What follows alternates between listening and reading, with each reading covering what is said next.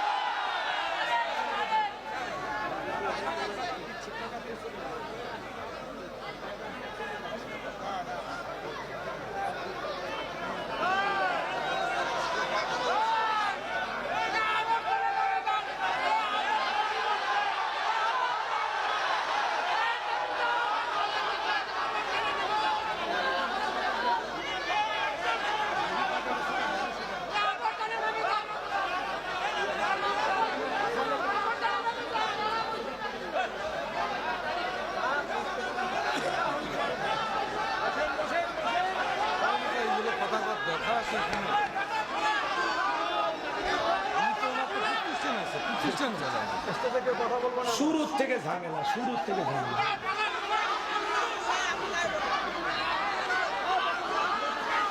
ভাই বসেন, বসেন। আমরা সকলে শান্ত হয়ে যাই। আল্লাহর হস্তে আপনাদের পায়ে হাত রেখে বলতেছি, আপনারা শান্ত হয়ে যান। খামোশ, খামোশ হয়ে যান। চুপ, একদম চুপ, একটা ঠিক আছে না। কাহিনী দেখে মাথা গরম। তাই বলবে, একটা ঠিক আছে না। চুপ, খামোশ, সবাই বসেন, সবাই বসুন। ঠিক আছে, ঠিক আছে। আপনার মঞ্চে ভালো মানুষ থাকলে বসে রাখেন, আর না হলে আস্তে আস্তে চলে যান। আমার একা অবস্থা। শুরু থেকে বলতেছে, কেউ কয় রাজনীতির ওয়াজ করবেন না, কেউ করছে সবাই এটা হয়েছে ওইটা হয়েছে। অলরেডি আমার মন মানসিকতা ভেঙে গেছে। আমি অন্য বিষয় নিয়ে ওয়াজ করতে চাইছিলাম, কিন্তু আপনাদের পরিবেশের কারণে নরমজি ধরলাম যে একটা স্বাভাবিক ওয়াজ করে যায়। কারণ এভাবে কথা বলতে নাই, কথা বুঝছেন না বাজান? আমার কথা শোনেন, আমি আপনাদের ক্ষতি চাই না তো, আমি তো আপনাদের ভালো চাই, তাই না ভাই? জি জি, বস। এভাবে ডিস্টার্ব করতে না। আপনারা এত ভয় কেন করতেছেন ভাই? এই যে বারবার রক্ত দিয়ে দেশ স্বাধীন করা হয়, এই যে জুলুম অত্যাচার হয়, কি কারণে হয়? এই যে আপনাদের এই দুর্বলতার কারণে মানুষকে এত এত প্রাধান্য দিতে নাই। আপনারা কার ভয় করেন? আল্লাহর ভয় বাদ দিয়ে মানুষের ভয় কেন আপনাদের? এটা কোয়া যাবে না, ওইটা কোয়া যাবে না, এই হয়েছে সে হয়েছে। রে ভাই, সমস্যাটা কি আপনার? হ্যাঁ, আমি বলবো বাক স্বাধীনতা নাই মানুষের। আমি কি কাউরে গালি দিছি, বাজে কথা বলছি? তো তাহলে খালি একটু অপেক্ষা করে। তাকবীর দাও, লিল্লাহিল তাকবীর। আমি এই জায়গায় এত বুদ্ধিজীবী আসছে ভাই, হিসাব সারা। এই এলাকার ওয়াজ আর জীবনে না নেওয়াই ভালো, কারণ এই এলাকার মানুষের প্রচুর জ্ঞান। মিছে আমার দাওয়াত দিয়ে নিয়ে আসছে, টাকা পয়সা খরচ করে, কি দরকার? ওয়াজ শুনে বক্তার দাওয়াত দিবেন। আর আমি তো শুরুতেই বলে দিছি বাবা, কোনো ঝামেলা করা যাবে না। আমি প্রথমে একটু ধমক দিয়ে বললাম, তারপরে তো আপনারা সোজা হলেন। এদিক খেয়াল করেন, কিছু লোক আসে দেখতে মুসলমানের মতো, কিন্তু পুরোটাই মুনাফিক। এরা হক কথা সহ্য করতে পারে না। একটা ভালো কাজ কিভাবে নষ্ট করা যায় এই চেষ্টায় থাকে, কথা বলে ঠিক কিনা? চলো আলো ছড়ায়। এরা এই যে সুন্দর আয়োজন করেছে, যে সুন্দর পরিবেশ, সব জায়গায় কিন্তু এত সুন্দর আয়োজন হয় না। এটা কিভাবে বানচাল করা যায়? কিছু লোক মুখোশধারী শয়তান, মানবরূপী শয়তান, ওরা মাহফিলে আসে মাহফিলটাকে বানচাল করার জন্য, কথা বলে ঠিক কিনা? এই জন্য আমরা বলতে চাই, শোনেন, সূরা নিসা 61 নম্বর আয়াতে আল্লাহ তাআলা বলেছেন, নবী আপনি যখন মানুষকে আমার নাজিল হওয়া কিতাবের দিকে ডাকবেন, আমার বিধানের দিকে ডাকবেন, তাকায় দেখবেন এক শ্রেণীর মানুষ পাশ কেটে সরিয়ে যাবে, আপনার কাছেও ভিড়বে না। আজকে সমাজে এই ধরনের কিছু মানুষ আছে। আমরা কথা বলবো স্বাধীনভাবে, আগেই তো ভয় করিনি, এখন তো ভয় করার টাইম নাই। কি কঠিন পরিবেশের সময় আমরা মাহফিল করে লাইট বন্ধ করে ফেলে গেছি, কথা বলেন ঠিক কিনা? আমরা যেদিন থেকে কোরআনের ময়দানে কথা বলা শুরু করেছি, সেদিন থেকে জীবনটা আল্লাহর জন্য বিলিয়ে দিয়েছি, কথা বলে ঠিক কিনা? বিদায় আমাদেরকে চোখ রাঙানি দেখাবেন না। আমরা মুসলিম জাতির পিতা ইব্রাহিমের সন্তান, যে ইব্রাহিম আল্লাহর খুশির জন্য নমরুদের আগুনে পড়তেও রাজি, কথা বলে ঠিক কিনা? আমরা কোন বাতিলের রক্তচক্ষুকে ভয় পাই না, আমরা ইসমাইলের ভাই, যে ইসমাইল আল্লাহর খুশির জন্য ছুরি নিচে জবাই হইতেও রাজি, কথা বলে ঠিক কিনা? পাগলকে বলবেন না নৌকা নারাস না, তাহলে কিন্তু অবস্থা খারাপ।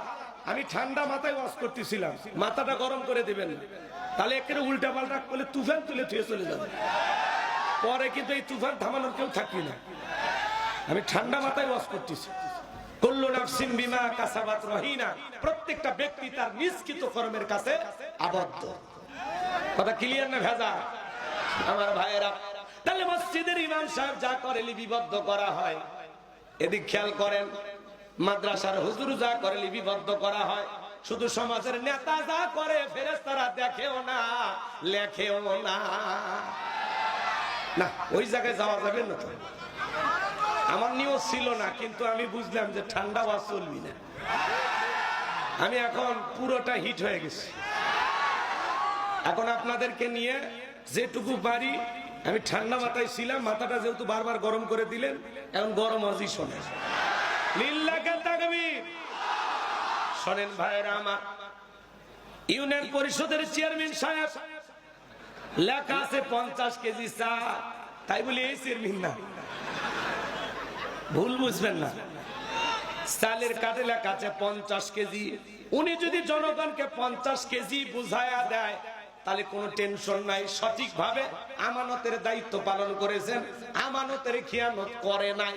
কিন্তু চাল লেখা আছে 50 কেজি পাবে জনগণ, যদি 30 কেজি দেয় আর 20 কেজি এদিক সেদিক করে, আর যদি জনগণ বলে নেতা লেখা আছে 50 কেজি দিলেন 30 কেজি, ব্যাপারটা কি?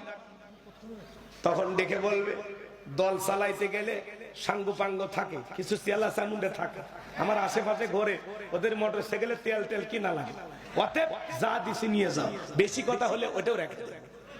কথা কন রাখে। আর কিছু বলার আছে? ধরেন বরাদ্দ আসছে 2000 বস্তা, 1000 বস্তা আগেই যদি বিক্রি করে, কিছু করার আছে ভাই।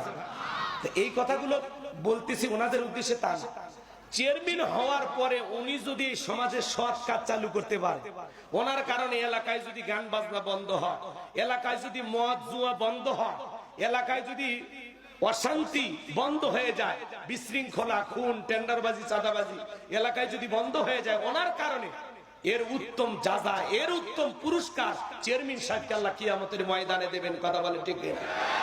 কিন্তু উনি নির্বাচিত হওয়ার পরে যদি এলাকায় নেশা বেড়ে যায়, অন্যায় অপরাধ বেড়ে যায়, জুলুম অত্যাচার বেড়ে যায়, নেশায় যুবকেরা আসক্ত হয়ে যায়, এই ব্যাপারে আল্লাহর কাছে ওনাকে হিসাব দিতে হবে। এমন নেতা আছে নিজেই মাদকের ব্যবসা করে। কথা বলে ঠিক না? নেতা ব্রিজে ঢুকানোর কথা, রড ঢুকে দিছে, বাস ব্রিজ উদ্বোধন করার আগে রুকুত চলে গেছে। কি বলেন, রডের টাকা যে মেরে খাসে ফেরেশতারে লিখবে না?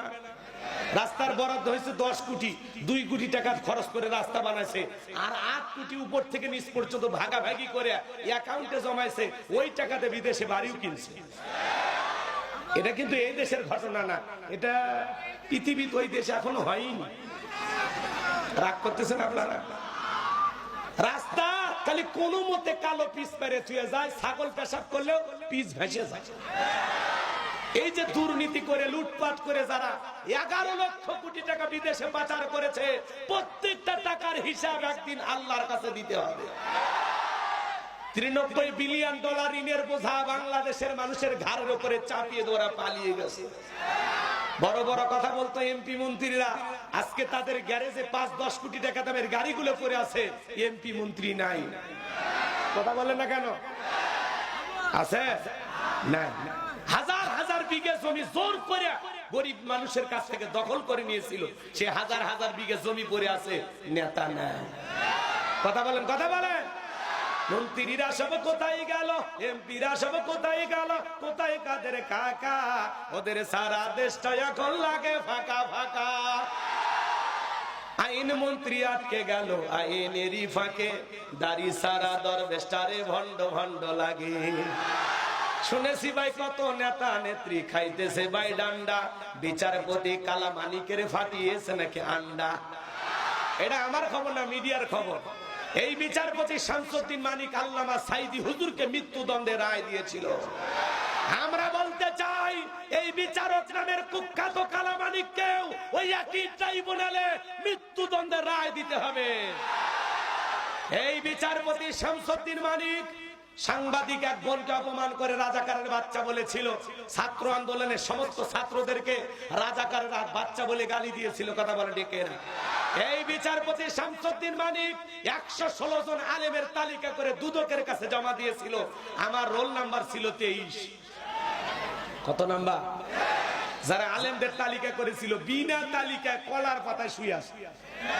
পুলিশ যা বলছে যে ভাই কলার পাতায় শুয়ে আছেন, ছাগল কোনটা খাইতেছে কোনটা খায়, বাঁচতে চাইলে জেলখানায় চলে। আমাদের বাংলাদেশের প্রধান বিচারপতি তিনি সহ বেশ কয়েকজন বিচারক বলেছেন যে এই বিচারক মানিকের যে কলার পাতায় শুয়ে থাকা ছবি, এটা প্রত্যেকটা আদালতে, প্রত্যেকটা কোর্টের বারান্দায় যে বিচারকেরা বিচার করে তাদের পিছনে ছবিটা ঝুলিয়ে রাখা উচিত। এই ছবি দেখে যেন তারা বোঝে ন্যায় বিচার করলে বেঁচে যাবে, আর অন্যায় অপরাধ করলে কলার পাতায় হয়ে থাকবে। কথা বলে ঠিক কি না? বিচারকের নামে যারা এই দুনিয়ার জমিনে নিরীহ মানুষের বিরুদ্ধে উল্টা পাল্টা রায় দেয়, বিচারকের নামে যারা এদেশের সাধারণ মানুষকে বছরের পর বছর মিথ্যা মামলার আসামি বানায়া মিথ্যা রায় দিয়া একটা নিরপরাধ মানুষকে ফাঁসিয়ে দেয়, মনে রাখবেন বিচারকেরা যারা উল্টা পাল্টা বিচার করবে দুনিয়ার আদালতেই দেখেন কাঠগড়ায় দাঁড়াইতে লাগতেছে, আল্লাহর আদালতে ওদের কি বিচার হবে সময় বলে দেবে। কথা বলেন ঠিক কিনা? আল্লাহ যেন সমস্ত বিচারক যারা এই দেশে আছে ন্যায় বিচার কায়েম করার তৌফিক দান করেন। চিল্লা বলেন আমিন। পলকের ঝলক গেল, পলকের ঝলক গেল, থামিয়ে নেটের চাকা, কোন লাগে ফাঁকা ফাঁকা। কোথায় গেল সংসদেতে মমতাজের গান, কোথায় গেল হযরত বলা স্বামী ওসমান। 70 রাকাত তাহাজ্জুদ পড়তো, বিরাট বলা আল্লাহর ওলি দাবি করেছিল, 41 সাল পর্যন্ত টিকে থাকার স্বপ্ন দেখেছিল, কিন্তু 2024 সালের 5 আগস্টে ভাগ্যে কি আছে আল্লাহর ওলিরা জানতো না। মাইক পেলে বলতো খেলা হবে, খেলা হবে। আজকে পুরো বাংলাদেশের মাঠ করে আছে, কিন্তু ওরা নাই। আর একজন কথাই বলতে পারতো না, শক্তি তেমন একটা গায়ে ছিল না, তারপরেও ভেলটামি করিয়া ঠাট্টা বিদ্রুপ করে বলতো খেলা হবে। আছে উনি, আছে, সব পালাইছে। একে প্রধানমন্ত্রীর থেকে শুরু করে এমপি মন্ত্রী, আমলা কামলা, নায়ক গায়ক, পেওন, এমনকি ইউনিয়ন পর্যায়ের নেতা কর্মী পর্যন্ত পালিয়ে গেছে। পৃথিবীর ইতিহাসে এমন পতন আর কারো ঘটেনি। কথা বলে ঠিক কিনা? বিশ্বাস করেন, আমি বলতে চাই না, বলতে হলো। রাগ করেছে? তাহলে নেতা যা করতেছে ফেরেশতারা লিখতেছে। জনগণের হক বুঝাইয়া দিলে তার পুরস্কারও পাবে, আর জনগণের সাথে 2 নাম্বারই কইরা নেতা যদি পেট নীতি রাজনীতি করে, নির্বাচনের আগে সাইকেল কেনার টাকা নেই, মোটরসাইকেল কেনার টাকা নেই, আর নির্বাচিত হইয়া গাড়ি বাড়ি, বাপ রে বাপ, খালি রংপুরে বাড়ি না ঢাকায় পর্যন্ত বাড়ি কিনছে। এমন নেতা আছে বিদেশে বাড়ি, কানাডা, আমেরিকায়, টাকা কি জিব্রাইল দিয়ে গেছে।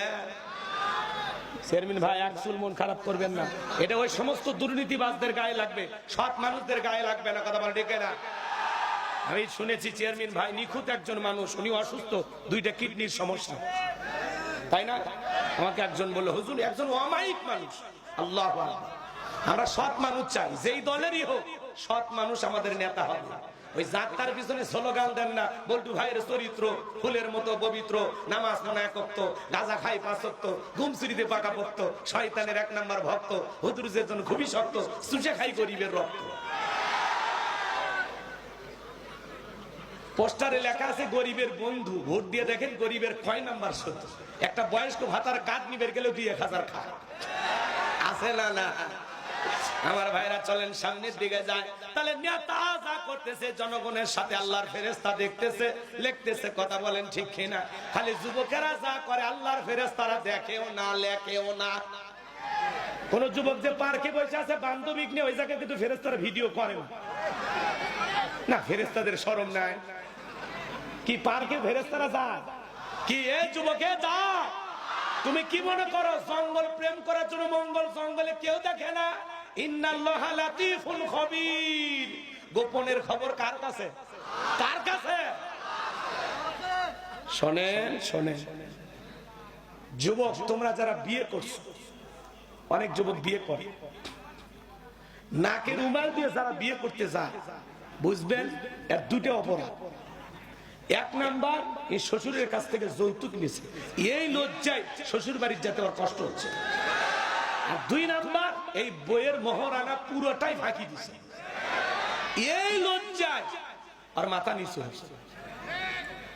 আর যারা বীর পুরুষ, শোনেন, যারা প্রকৃত পুরুষ, কন্যা পক্ষের ওপরে যারা জোর করে, কন্যা পক্ষের কাছ থেকে জোর করে যারা যৌতুক নেয়, মনে রাখবেন কাঁচা পায়খানা খাওয়া যেমন হারাম, কন্যা পক্ষের কাছ থেকে জোর করে যৌতুক নেওয়া তেমনি হারাম।